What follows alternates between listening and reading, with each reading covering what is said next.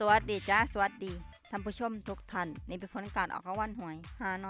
อยเฉพาะกิจประจำวันที่22มิถุนายน2569รางวัลเลข2ตัวราง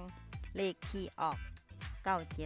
9797รางวัลเลข5ตัวรางเลขที่ออก21997 21997รางวัลเลข2ตัวบนเลขที่ออก0404รางวัลเลข3ตัวบนเลขที่ออก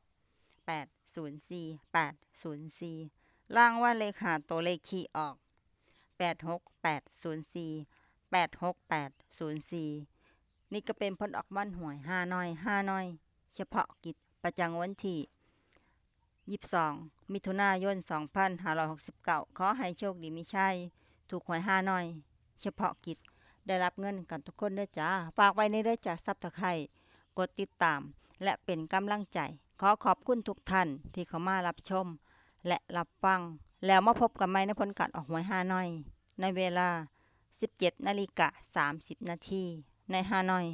พิเศษสำหรับครั้งนี้ขอบคุณและสวัสดีจ้า